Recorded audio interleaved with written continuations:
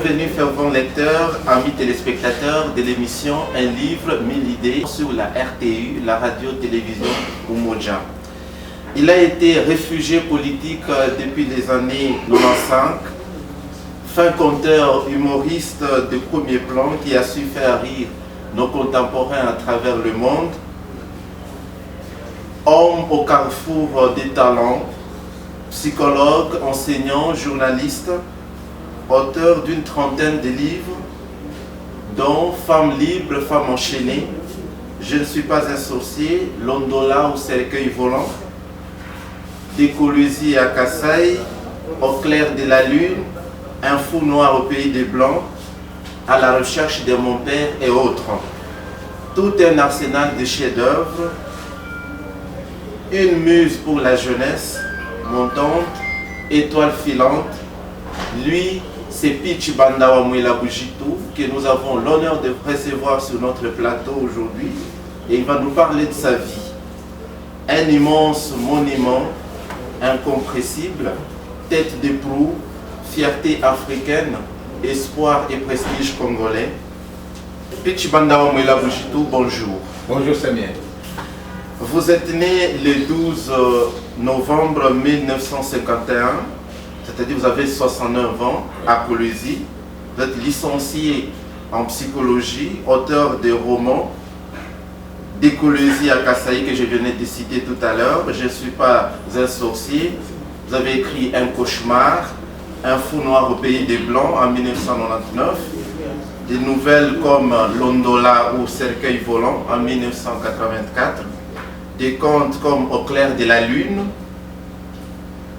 des récits comme Train des malheurs, Avant qu'il ne soit trop tard, et aussi des bandes dessinées, en l'occurrence Alerte Akamoto en 1989, Les refoulés du Katanga en 1995, Question de vie, Répondre ensemble, récemment paru en 2014.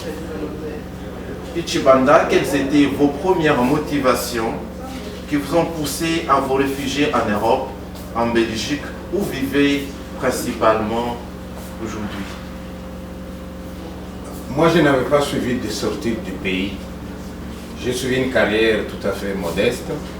Vous l'avez bien dit, j'étais enseignant, j'étais directeur et à un moment, j'ai eu la chance d'entrer aussi à la GECAMIN comme psychologue chargé de la sélection et de la qualification professionnelle. Et vous vous souvenez qu'en 1992, on a eu des troubles ici. Je ne vais pas entrer dans les détails, mais je sais qu'un jour, j'étais dans mon bureau et j'ai vu des gens agressifs entrer dans mon bureau et me demander de partir.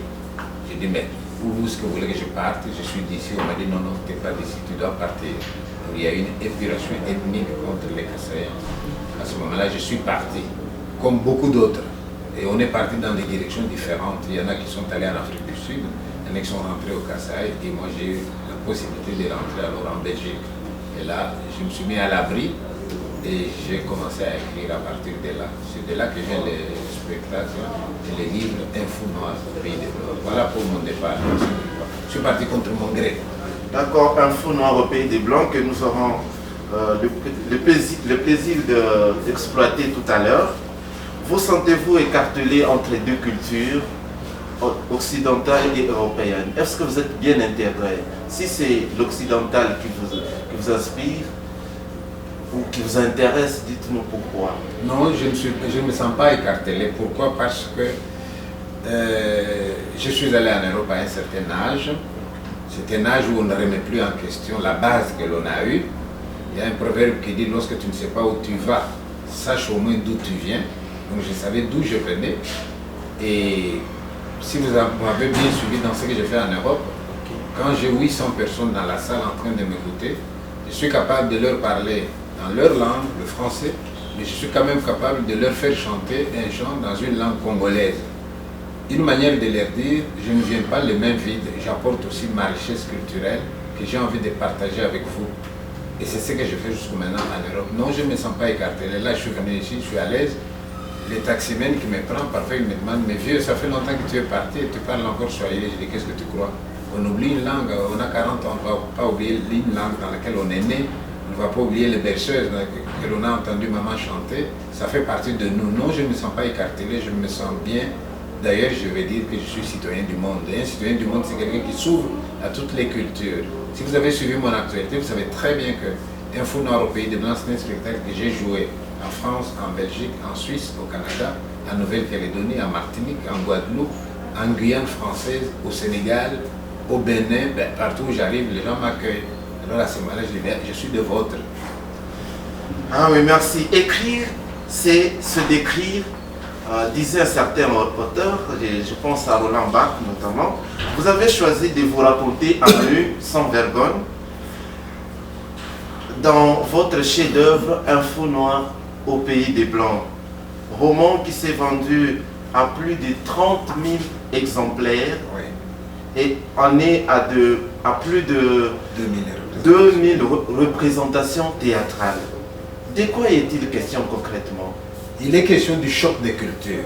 Ces Noirs qui avaient déjà une place en Afrique, qui débarquent en Europe, où ils seront obligés de commencer au bas de l'échelle.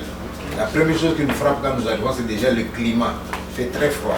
Ça dépend dans quel mois vous arrivez. Si vous arrivez pendant l'hiver, je vous assure, parfois ça va jusqu'à moins 10. Tu vois? Ça, c'est un choc. Le deuxième choc, c'est le contact avec les gens. Je monte dans un train, il y a en face de moi une dame, et moi, naturellement, comme chez nous, je dis « Bonjour madame ». Elle réagit « Vous me connaissez ?»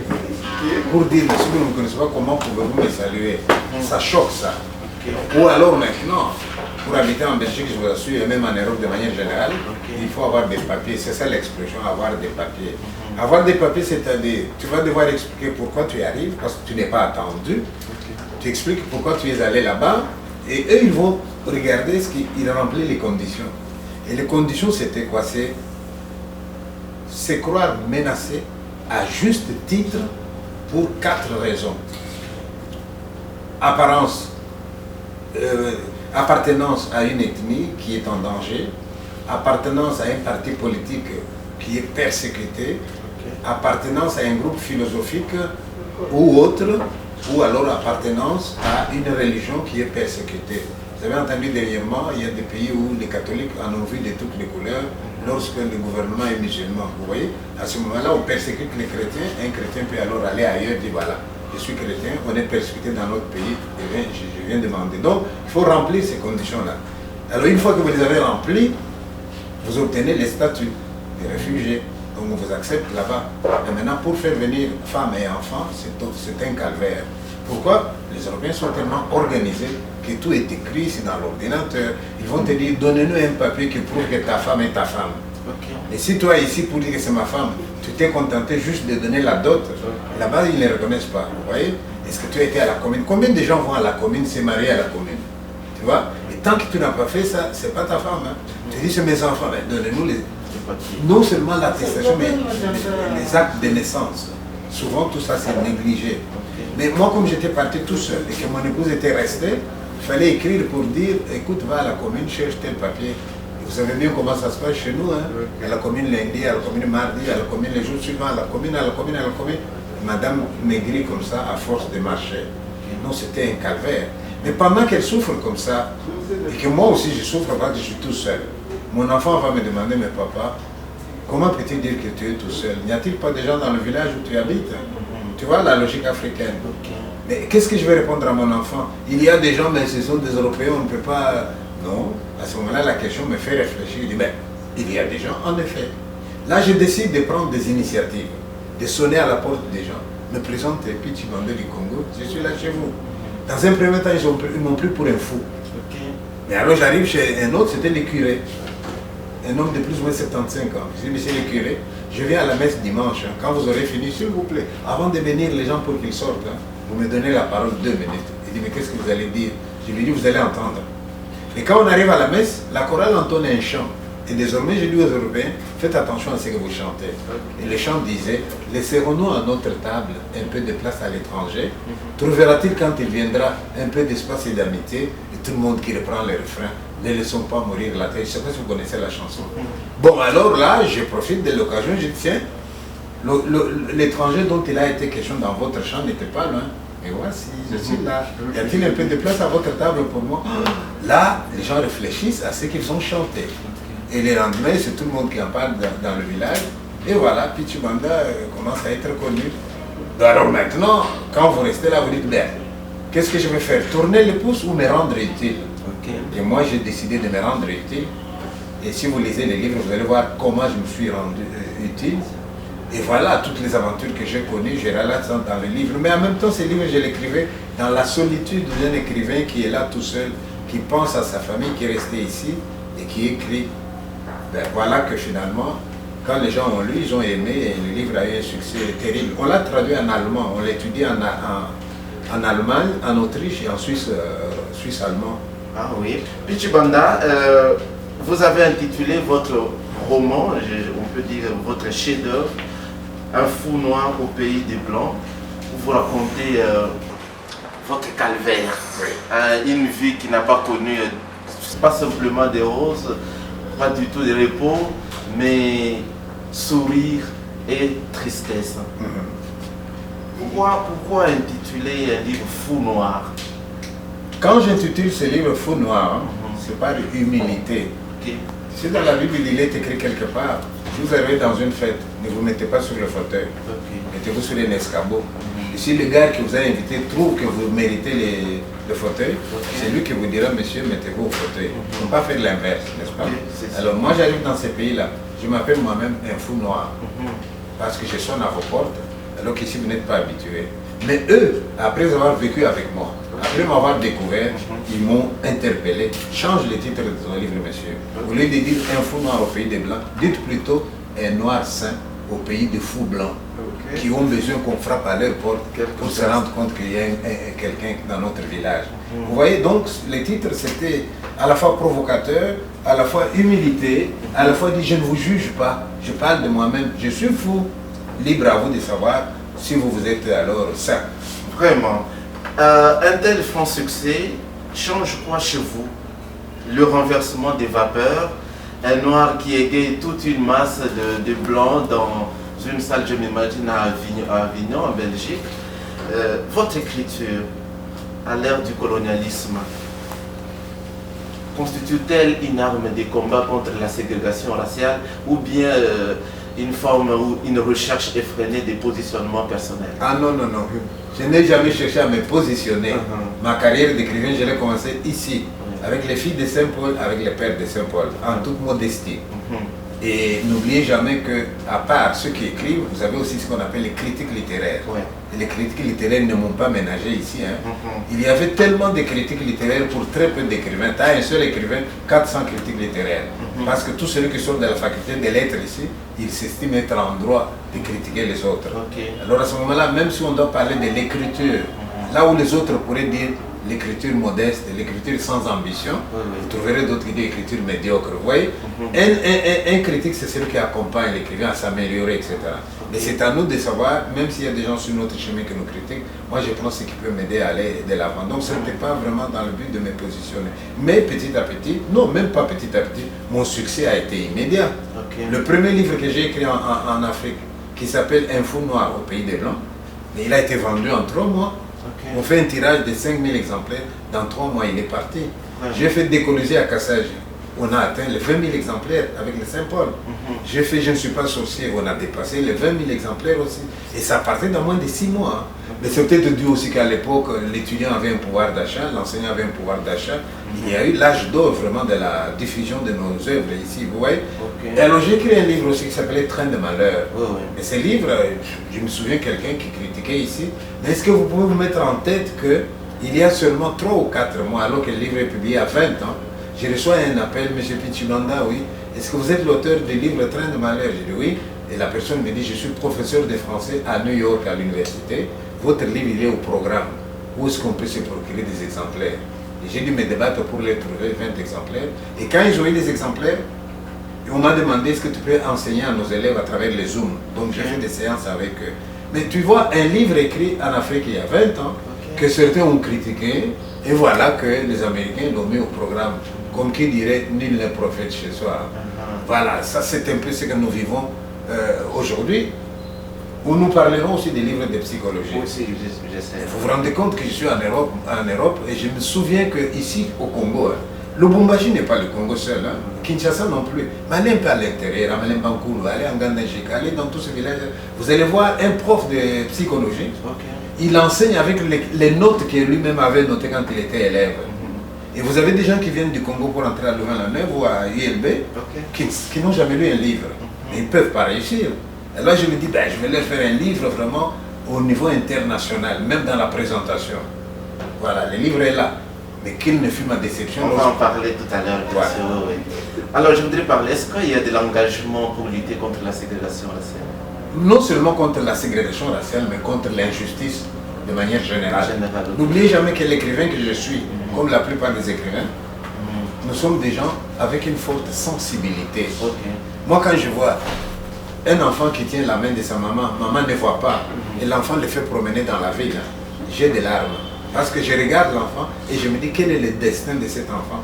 C'est de se réveiller chaque matin et d'accompagner maman sur la route. Et c'est ça son travail. Hein. Elle ne peut pas dire non. Hein. Si elle dit non, on ne va pas manger ce jour-là. Est-ce que le pays s'organise de manière telle que cette fille aille à l'école, qu'elle ne soit pas là à trimballer sa mère ou son père? Vous voyez, quand je vois des choses comme ça me va loin. Je vais vous dire encore autre chose. 27 ans après, je rentre dans le Lubumbashi. Oh, qu'est-ce que je vois? De belles maisons. Ah, comme ça, à Kinshasa, la même chose. Des buildings, des ceci. Mais en même temps, je regarde les routes. Je regarde la cité Katoba où j'ai épousé mon épouse. Je te signale que je me suis foulé le pied à Kinshasa le premier jour. J'ai souffert. Tu sais pourquoi? Parce que chaque fois que je descendais d'un taxi, je croyais mettre mon pied sur une surface plane. Et c'était dans un trou. Et ça m'a... Je suis tombé aussi d'une moto, en voulant descendre, je suis tombé parce que je pensais tomber sur la terre ferme. C'était dans un trou. Et quand est-ce qu'on va nous réparer ces trous? Et quand je vois toutes ces maisons en hauteur, je dis, mais comment ils font eux? Parce que j'ai leur âge. Mais j'ai travaillé toute ma vie. Je ne peux pas construire une maison comme ça. Mais eux, comment ils font? Tu vois, ça me révolte moi. Donc il n'y a pas que l'empathie vis-à-vis de la jeune fille qui accompagne sa maman. Il y a de la révolte par rapport aux disparités que je vois entre les gens. Tu as vu comment on roule dans nos rues? Je vous signale que dans les côtes de la route, il est interdit de klaxonner en pleine ville. On ne klaxonne pas en ville. Mais là, non, si tu ne klaxonnes pas, tu vas... Mais ils ne font pas des accidents, heureusement. Je n'ai pas vu un accident depuis que je suis là. Donc c'était un certain désordre. J'arrive ici, vous avez besoin de moi. Puis tu m'as dit, je peux vous voir? J'ai dit oui, ok. Et je prends mon agenda. Ok. Vous voulez me voir? Ok, 10 heures. D'accord? Ok, je note 10 heures. Vous voulez me voir? 11 heures. Et celui de 10 heures, il arrive à 11 heures. Celui de 11 heures, il arrive. Et tout le programme est chamboulé. Voilà, ça, c'est des choses que je vois. Donc, je n'ai pas voulu me positionner. J'écris parce que je sens, j'ai de l'empathie, j'ai de la sensibilité. Et ce que je vois autour de moi, ça provoque en moi une révolte intérieure et un besoin de l'exprimer. C'est pour ça que j'écris. Regardez bien les titres de mes livres. Pourquoi toujours provocateur. Pourquoi Pourquoi j'écris Femme libre, enfant enchaîné? J'étais à Kisangani où j'étais étudiant. Et jadis, Kisangani s'appelait Ville Martyre. Parce que les moulélistes étaient passés par là. Et quand j'étais étudiant, toute la génération de jeunes filles qui étaient dans la ville, elles revenaient de Brousse où ils s'étaient cachés pendant la guerre. Et quand elles reviennent, elles n'ont pas étudié. Comme elles n'ont pas étudié, c'était des proies sexuelles pour les prédateurs. Et là, moi, je me suis révolté pour dire, est-ce que ces femmes sont libres? Est-ce qu'elles sont libres? C'est pour ça que je dis, elles sont enchaînées. Pour parler un peu en leur faveur. Lorsque j'écris un livre comme Je ne suis pas sorcier, et encore, c'est en 81, qui pouvait s'imaginer que des années plus tard, nos rues seront pleines d'enfants accusés de sorcellerie par un pasteur, par la famille, etc. Et moi, je le disais déjà il y a 30 ans que je disais ça. Parce que pendant que j'étais à Lubumbashi, j'ai beaucoup collaboré avec le père salésien à Magone. On recueillait les enfants qui étaient dans la rue chaque dimanche. Et on leur coupait les cheveux, ils pouvaient se laver, avoir un repas au moins dimanche. Et moi, j'étais le psychologue qui essayait de les écouter, de soigner leurs blessures. Donc, ça vient d'un engagement personnel. Ce n'est pas des choses qu'on écrit comme ça parce qu'on a envie d'écrire. Ça vient de... Donc, c'est toute une vie que vous racontez. C'est toute une vie que je raconte, c'est toute une révolte. Tu sais, il y a un proverbe qui dit il n'y a pas de la joie à être heureux tout seul. Vraiment. Ça, c'est un proverbe africain, je pense. Mais oui. Oui, alors revenons au vocable et même à l'adjectif noir. pas plus longtemps qu'hier, je ne sais pas, il y a quelques temps, aux États-Unis, à Minneapolis, où George Floyd a été asphyxié. Et puisque vous parlez de l'injustice, et ils ont sorti un slogan, Black is Matters, c'est-à-dire les Noirs comptent. Alors les termes même noir, l'adjectif, peut-on les changer? Parce que quand on dit noir, c'est sombre, ça inspire les cafards, de la tristesse et aussi l'obscurité. Et tout ce qu'on fait est noir même, malheureusement. Un chat noir est présage du malheur. Vraiment, malheureusement. Noir, c'est la chanson de Johnny, je pense.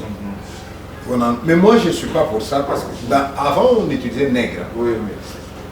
Et les gens ont dit, oui, mais nègre, c'est insultant, et on dit noir. Et ça n'a pas empêché Aimé Césaire, Louis Gontran et le troisième, c'est qui? C'est Léopold Sédar Senghor. Léopold Sédar Senghor, de faire un mouvement qu'ils appellent carrément négritude. Donc ce que vous nous désignez là comme mauvais, là, nous les revendiquons. Quitte à travailler de manière à ce que vous trouvez mauvais là, un jour ça rayonne. Donc moi, terme noir, ça ne me dérange pas. Mais je veux dire que quand je vois ces garçons qu'on a tués en pleine rue comme ça, il n'y a pas que lui, d'autres qu'on a tués, etc. Quand je vois les racistes dire parfois des choses contre nous, moi ça passe là, ça ne me touche pas. Mais quel est mon secret? Pourquoi ça ne me touche pas? Je suis de ceux qui pensent, parfois je me dis, j'ai été giflé par mon propre frère au Katanga. Vraiment. Comment vais-je m'étonner qu'un Européen me gifle? J'ai tellement souffert dans ma vie que je ne m'étonne plus de souffrir. Ah oui, alors à ce moment-là, je me dis, malgré la souffrance, qu'est-ce que je peux faire? Comment aller de l'avant? Et je vais de l'avant. Mais en même temps, je veux vous dire que en Suisse, en Belgique, en France, il m'arrive de remplir une salle avec 1500 personnes. Mais s'il y a 1500 personnes dans la salle, vous allez voir 3 ou 4 noirs. Et tous les autres, c'est des blancs. Et ils viennent faire quoi? Ils viennent applaudir. Ils trouvent que ce que je fais, c'est bien. Et puis nous leur donnons des leçons. Tous les prêtres qui étaient chez nous ici, qui ont fait 50 ans ici, exemple Godmir, qui était à l'ISP, Barnabé qui était à Capolo, quand ces gens-là décèdent, qu'est-ce que vous croyez que nous faisons, nous les Noirs de là-bas? Eh bien, nous y allons. Et c'est même nous qui présidons aux cérémonies d'enterrement avec notre culture. Lorsque Godmir est décédé, on fait une messe, et puis après, pour l'enterrer, moi je prends la parole, je dis aux gens, merci d'être venus, comme si Godmir était notre mort à nous, nous les Africains, parce qu'il a fait 50 ans chez nous. Je dis, je vous signale qu'au moment où on a commencé cette messe, le Lubumbashi, il y a une messe aussi, au même moment. Mais voilà que nous, on vient de terminer, eux n'ont pas encore terminé. Et ça va encore durer 1 heure de plus, parce que nous, on sait encore pleurer nos morts. Et j'ai dit, si nous avions de l'argent, on les prendrait pour aller l'enterrer à Lubumbashi. Mais comme on n'a pas de l'argent, bon, on pourrait faire comme en Afrique. En Afrique, quelqu'un qui meurt là, on prend ses objets intimes, une mèche de cheveux, des ongles, le vêtement qu'il avait, on ramène, on l'enterre ailleurs, on dit, ouais, on l'a transporté. Et ici, qu'est-ce que nous pouvons faire? Et il y a un prêtre supérieur qui m'a pris au mot. Quand on a enterré, fini, il est venu vers moi. Vous avez demandé quelque chose d'intime de Père Godmir? Voici. Il m'a donné la Bible de Père Godmir, avec les annotations, avec ce qui était important pour lui. C'était l'objet le plus intime qu'il y avait. Et nous, on a envoyé la Bible ici, pour que quelque part, soit à l'ISP, soit dans leur maison, qu'on lui fasse un espace en souvenir de Père Godmir. Il y a maintenant un monument érigé en sa mémoire à l'ISP. Voilà. Mais vous voyez, ça c'est l'Afrique. Et ça, ils sont friands, ils sont contents de voir, mais ces gens nous apprennent aussi des choses. Alors finalement, qui est fautif? Nous ou eux? Mais la conclusion, ce n'est pas de désigner qui est fautif, la conclusion, c'est de voir comment on peut collaborer, s'entraider, n'est pas se pointer du doigt. Tu vois, un proverbe dit, lorsque tu as un doigt accusateur pointé sur quelqu'un, il y en a 3 qui vous regardent aussi. Ne nous pointons pas les doigts, voyons ce qui a été fait, de bien ou de mal, mais corrigeons, avançons. Qu'est-ce que nous faisons? Vous invitez par là et tout le monde a reparti sur des nouvelles bases, des bonnes bases. Après, vous êtes peut-être offensés par l'un ou l'autre, donc on puisse se relever. Oui. Regarde l'exemple du Japon. Le Japon a été écrasé par la bombe atomique. Jadis, quand quelqu'un avait un truc mal fait, un objet qui tombe en panne, on disait ça c'est made in Japan. Or aujourd'hui, quand on dit c'est du japonais, c'est que c'est du solide. Donc on ne doit pas rester à pleurnicher, les deux ils doivent s'arrêter. Il faut aller de l'avant. Merci, aimables téléspectateurs. Vous voulez connaître en profondeur la vie de Pichibanda Wamwela Bujitu, vous n'avez qu'à lire ces grands romans, Un fou noir au pays des Blancs, disponibles dans toutes les librairies. Nous passons à la deuxième partie de notre émission qui va parler de l'enseignement en RDC. Parlant de l'enseignement, vous-même, vous fûtes enseignant. Et en passant, j'ai dit que vous avez donné cours à Moïse Katumbi, qui est devenu peut-être parmi les grandes célébrités politiques du pays. Oui. Vous avez sorti déjà dans les années 80 un livre de psychologie aux éditions Mpala. Oui. Et lequel livre que vous venez de republier, vous venez de les republier de façon séquencée, pour les élèves de 3e, des humanités, 4e, 5e et 6e. Oui. C'était pour répondre à quel besoin, puisque les livres de psychologie, il y en avait déjà. Alors, voudriez-vous nous les expliquer brièvement par ordre de primogéniture?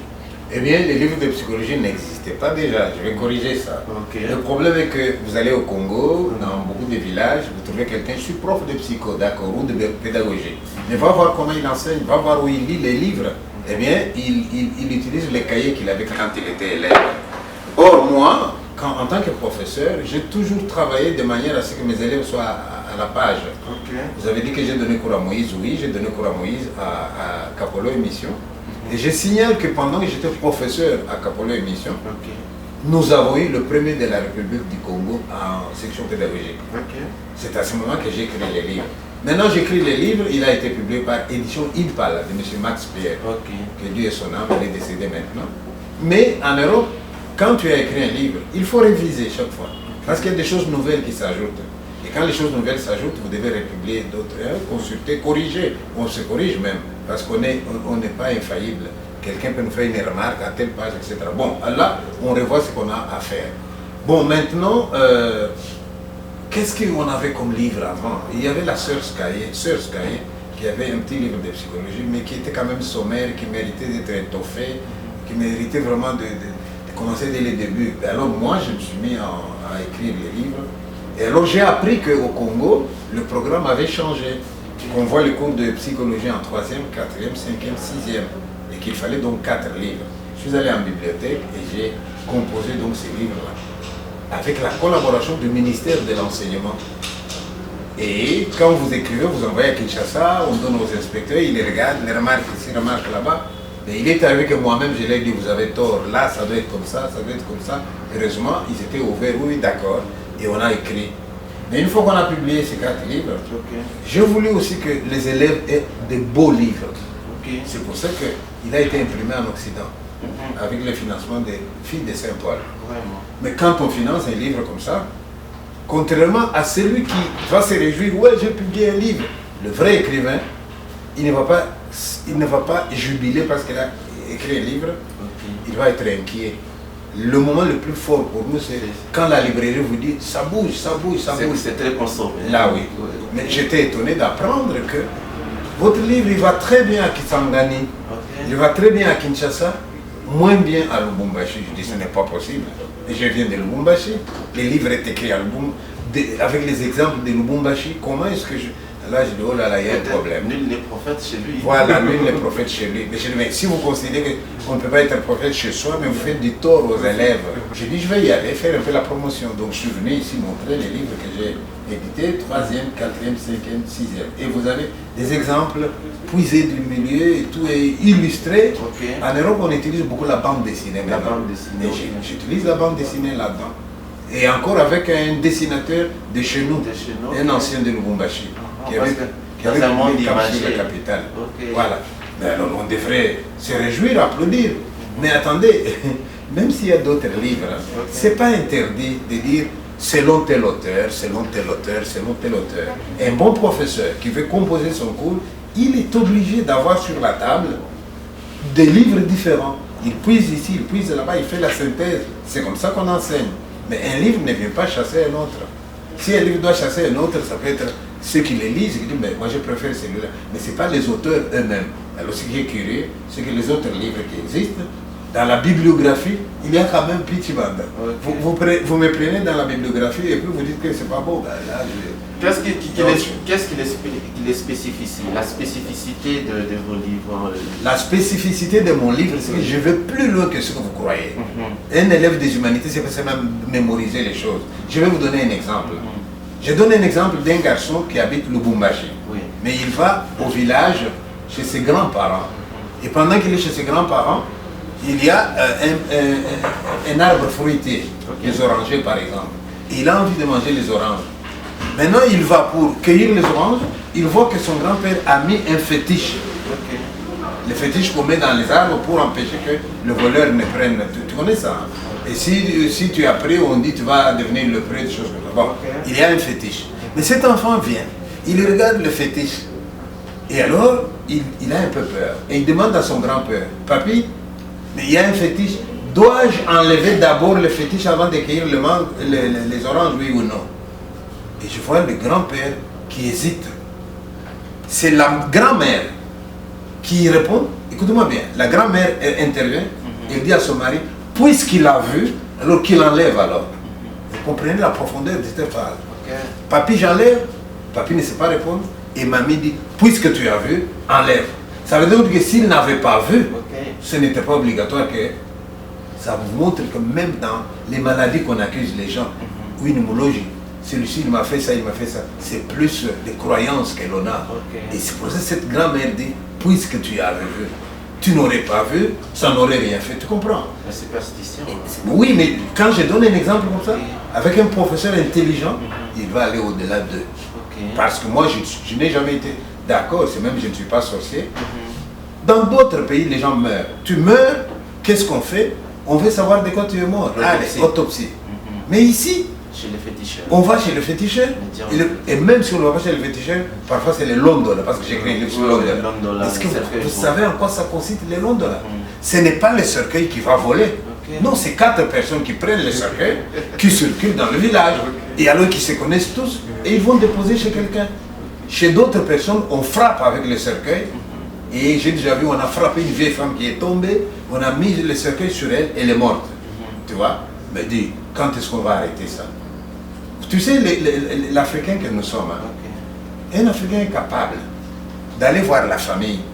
Oui, mais je souffre beaucoup, donne-moi de l'argent, je veux faire du commerce. Ok, la famille se cotise, on lui donne de l'argent. Il commence à faire le commerce, ça marche, ça marche, ça marche. Il a commencé par 1000 $, et à un moment il a 20 000 $, donc tout va bien. Mais quand tout va bien, il va aller à la Kenya, il va prendre une femme, ça c'est le deuxième bureau. Il va aller à Katuba, une autre, troisième bureau. Et quand tout l'argent sera parti, il est capable de rentrer chez son père et sa mère et leur dire pourquoi est-ce que mes amis avancent et moi je n'avance pas. Ça devient un problème des parents. En tant que psychologue, de telles pratiques par moments irrationnelles relèvent-elles des survivances traditionnelles? Oui, mais elles ne devraient pas. Oui, ça relève des survivances traditionnelles, mais à tort. Parce que les survivances traditionnelles doivent être balayées par les niveaux de connaissances. Je donne un exemple. Combien de fois je n'ai pas vu Baribamba Mouloji parlait, Mouloji, une pauvre dame. Et on vous dit, elle était dans l'avion, son carburant est terminé, elle est tombée. Tout ça pourquoi? Parce que la dame ne sait pas où elle va. Mais je vous dis que ne pas savoir où on va, c'est tout à fait naturel. Sauf qu'il y a une maladie que nous, on ne connaissait pas ici, que je connais maintenant, qui s'appelle l'Alzheimer. Quelqu'un qui a l'Alzheimer, je vous assure, même en Europe, ça fait mal. Tu vois, une femme qui a l'Alzheimer, elle entre dans sa maison, elle trouve sa fille. Qu'est-ce que tu fais là? J'appelle la police, sors de chez moi. Elle dit, maman, je suis ta fille. La dame prend le téléphone et appelle la police. C'est quoi? Il y a une femme dans ma maison. Et dès que la police se demande, mais c'est quoi, c'est ma mère, on appelle l'ambulance. Mais c'était la même chose. Vous avez une vieille femme qui vient du village, elle va habiter chez son enfant à la Gécamine. Or, à la Gécamine, toutes les maisons se ressemblent. Et on lui dit, oui, qu'elle n'a pas capable, ok. Mais un jour, elle a des fourmis dans les jambes, elle a envie de marcher. Elle se dégourdit un peu les jambes. Pour entrer, toutes les maisons se ressemblent, elle ne sait plus voir où est la maison de son fils. Et vous voyez les gens, on l'a vu passer une fois, on l'a vu passer 2 fois. Et on prend, on peut même frapper. Tu vois, donc, survivance traditionnelle, d'accord, mais ça devrait être balayé par toute l'évolution qu'on a fait. D'ailleurs, si je dois vous relancer la balle, j'ai demandé où se trouve le cimetière de Kassapa. J'ai pas vu. Hein. J'ai pas vu où sont partis les morts. Or, dans la société traditionnelle, on ne pouvait même pas passer la nuit, passer devant un cimetière. Aujourd'hui, nous passons. Tu vois? Et c'est dans toutes les villes comme ça, tu trouves là où il y avait un cimetière, non? Et même on enlève, on brûle. Hein. Mais pourquoi là vous brûlez? Et les fantômes, ils sont où? Mais si à l'époque on vous avait dit non, ces gens-là qui sont morts, ils reposent où ils sont, en paix. Ils n'ont pas besoin de nous persécuter la nuit, on ne croyait pas. Mais maintenant, la science, l'évolution technique, et même la vie qui devient dure, nous oblige à bouger certaines limites. C'est ainsi que nous habitons nos cimetières aujourd'hui. Avant de vous dire complètement au revoir, Pitchi Banda, vous avez connu un franc succès au travers de vos représentations théâtrales dans le monde. Vous sentez-vous déjà arrivé chez Dieu le Père? Ça vous fait quoi quand vous voyez une masse de blancs la plupart des blancs qui vous applaudissent? Qu'est-ce que ça change chez vous? Non, je ne m'enorgueillis pas. Je me dis seulement, ils sont honnêtes. Quand c'est bien fait, ils les reconnaissent, ils applaudissent. D'ailleurs, je vous signale que les Européens qui viennent, c'est eux qui viennent me voir tout le temps, ils m'ont dit, puis s'il te plaît, reste ce que tu es. Ne viens pas nous jouer à celui qui parle parisien. Garde ton accent, roule tes airs. Nous aimons bien quand tu roules tes airs. Reste sincère avec nous. Et quand j'ai chanté avec eux dans la salle, les gens sortent en chantant. Et les jours où je n'ai pas chanté parce qu'on m'a donné peu de minutes, tu trouves des dames dehors qui me regardent. Puis nous, on était venus aussi pour chanter, hein, pas seulement pour t'écouter toi seul. Tu vois, quand tu as fait quelque chose de bien, ils reconnaissent. J'ai eu 2 médailles en Belgique. Je suis citoyen d'honneur de Brabant-Wallon. Je suis officier de l'ordre de Léopold. Mais les jours où on me donne ces médailles-là, j'ai des larmes qui coulent parce que je dois faire un discours. Dès qu'on me les donne, je pense à mon pays. Or, c'est pas mon pays qui me les donne. Là, je dis, tiens, il a fallu que je vienne ailleurs pour que mes mérites soient reconnus. Là, ça fait quand même mal quelque part. La jeunesse qui vous suit à ce moment, vous dites quoi? J'ai dit une phrase d'Aimé Césaire, que j'ai eu la chance de rencontrer à Martinique, 93 ans déjà. Et il apprend qu'il y a un Africain, Pitchi Banda, Aimé dit qu'il vienne me voir. J'arrive, je trouve un vieux qui s'élève comme ça, il me serre la main. D'ailleurs, j'ai mis sa photo dans un des livres de psychologie. Aimé Césaire me dit, Monsieur Pitchi Banda, faites-nous un Congo meilleur, où il faut beau vivre, pour qu'on ne puisse pas entendre ce qu'on entend déjà. C'était mieux du temps de la colonisation. La main sur le cœur, il m'a dit, ça fait mal. Et cette phrase d'Aimé Césaire m'a rappelé Desmond Tutu, prix Nobel. Il est venu une fois ici pour réconcilier les hommes politiques qui ne voulaient pas s'entendre. À un moment, il était tellement fatigué qu'il a dit aux hommes politiques congolais, quand je vois ce que vous faites ici de l'indépendance que vous avez depuis 60, je me demande à quoi sert-il que nous, en Afrique du Sud, on continue à se battre pour avoir notre indépendance. Si vous, avec l'indépendance, tout ce que vous savez faire, c'est vous mettre des crocs en jambes, etc. Ça, c'est profond. Donc, mon message, je dis aux jeunes, quand vous chantez votre hymne national, pensez aux mots que vous prononcez. Nous bâtirons un pays plus beau qu'avant. Peut-être que nous, on a réussi. Vous, faites-nous un Congo meilleur. C'est ce que je vous dis. Ce sera là le mot de la fin. Aimables téléspectateurs, merci de nous suivre. Merci de votre attention soutenue. C'était Pitchi Banda Omoila Boujitou qui nous partageait son expérience. À nous, nous vous disons merci. Et merci à la grande famille paulinienne qui nous produit cette émission, un livre 1000 idées.